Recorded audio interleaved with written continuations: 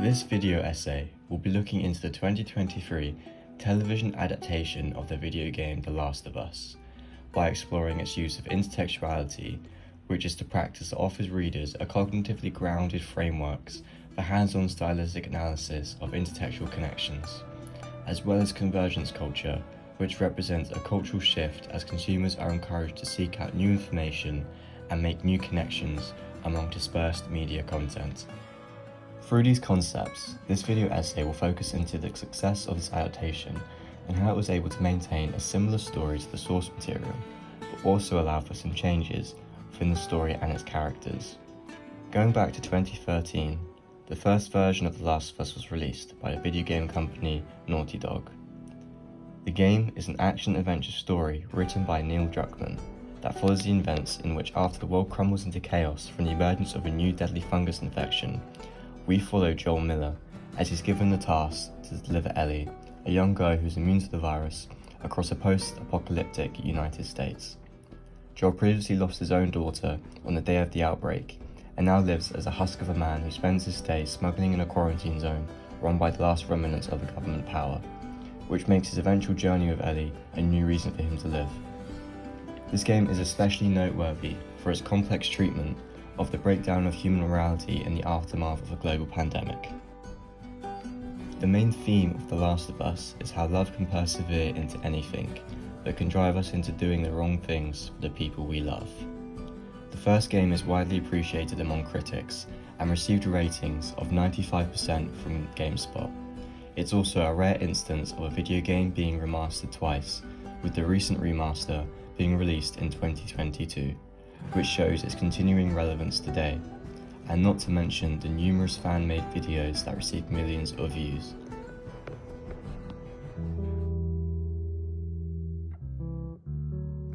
When it was announced that HBO would be making an adaptation, it gave way to the possibility of fans seeing more reflection of their tastes and interests reaching the air. However, the video game curse was considered. The video game curse is a stigma to the many failed attempts at turning the immersive world of video games into new mediums, whether that's films or TV shows. But for HBO, this adaptation of The Last of Us managed to avoid this curse and was able to successfully draw in an audience, with its final episode gaining 8 million views and critics rating it 8.8 out of 10 on IMDb. Firstly, they achieved this success by giving Craig Mazin, the man behind the Chernobyl series, which got a 97% audience score and 95% critic score on Rotten Tomatoes, the opportunity to direct The Last of Us series. And secondly, Neil Druckmann had a direct role with the writing and directing of the series, and was able to allow the source material to influence and flow into the adaptation. As Craig said, "The other incredible benefit I had was that I was working with Neil Druckmann, so I was never going to able to break anything because he was there. But another thing is that Neil loved the adaptation process." Although the story beats in the series are nearly the same to the game, in terms of its relevance and plot progression, through intertextuality, Neil was able to tell the same story from the game without making it a carbon copy, as adaptations are often working with reinterpretations of established texts.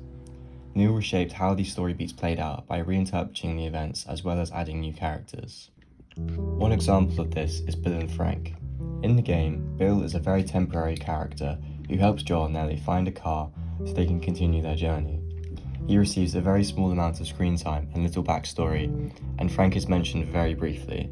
However, in the series, Bill and Frank have an entire episode dedicated to fleshing them out as characters. We see how they met each other during the outbreak and how they developed a loving relationship that eventually ends. With this reinterpreted story, Neil simultaneously produces the same plot progression as the game, while also enhancing the theme of the series and offering Bill and Frank a new perspective.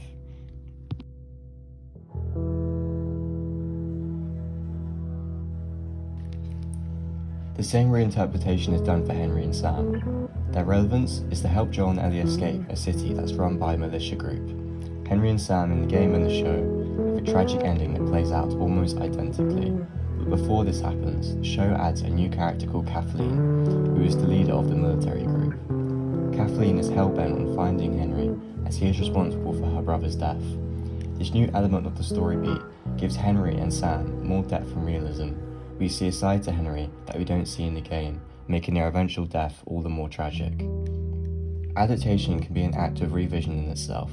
Neil is able to offer fans of the game the ability to participate in the play of similarity and difference between the original sources or inspirations to appreciate fully the reshaping or rewriting undertaken by the adaptive text, while also offering new fans of The Last of Us story a chance to engage with the show without needing the original story.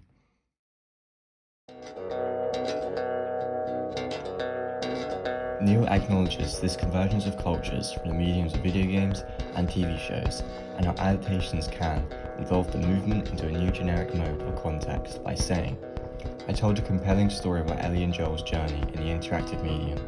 Now there's parts of it that aren't interactive like cutscenes, but a lot of it works because we're creating a form of immersion that makes you feel like you are Joel or Ellie. I didn't want to be too precious about everything because that would hurt the adaptation process." In order to follow the game culture, the video game version of The Last of Us had to adhere to the mechanics of having extensive gameplay, such as looting areas or completing puzzles, but this also meant that as a player, through 13 hours of gameplay, you had to see Joel kill numerous amounts of people and infected to make the game entertaining for the average experience. However, with there being cutscenes that would remain unchanged, Joel would go from being a ruthless killer who was controlled by the player to a father-like figure in the same scene, which can be very jarring as a character. Whereas in the show, it's heavily cut down, but when he does kill someone, we see the emotional consequences of these actions. Joel struggles with constantly being in a situation of life and death, not because he fears death, he fears for Ellie's death and whether or not he is the right man for the job. Thinking back to convergence culture, the transition of the game story to the TV medium allowed for the offering of a revised point of view from the original, adding hypothetical motivations or voicing to what the text silences or marginalizes. We see an entirely new side to Joel that the game doesn't allow for, with the game version of Joel mainly being seen as a barbaric killer. In the multiple scenes of the show, we see Joel clutch his chest, which suggests the feeling of anxiety, which eventually leads to an emotional scene where Joel breaks down to his brother Tommy. "I'm failing in my sleep. It's all I do. It's all I've ever done. It's failure." The reasoning for these anxiety attacks is that he's afraid of losing Ellie, just like how he lost his daughter. With each kill Joel commits, he was only increasing his anxiety. This offers a completely new perspective to the character of Joel. When looking at the process of having these characters' personalities play out on the screen, it all ties back to the acting.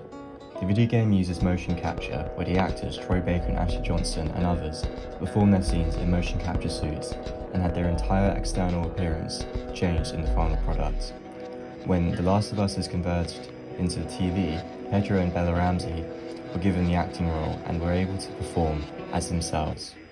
The appearances wouldn't change, which offered a new take on Joel and Ellie in a live-action style. But the actors from the original game weren't left behind, and Neil gave some of the actors an opportunity to appear in the adaptation, meaning that beloved fans of the game could undergo the conversion from the game to the show and watch the adaptation and recognise these actors that they know and love. Examples of the actors from the games appearing in the adaptation is Ashley Johnson, who plays as Ellie, appears as Anna in the show, who is Ellie's mum.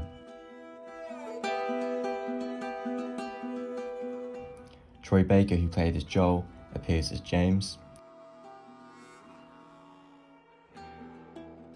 Jeffrey Pierce, who played as Tommy, Joel's brother, appears as Perry.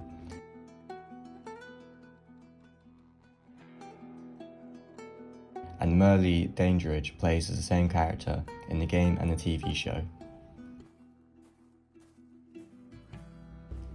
To conclude, Neil and Craig were able to successfully adapt The Last of Us to the medium of TV by remaining faithful to the source material, but also allowing new elements of the characters that were able to influence and enhance the overall theme of the story as well as the supporting characters. It allowed for the emotional beats of the story to replace the absence of gameplay, which gave Joel and other characters new perspectives that the game couldn't.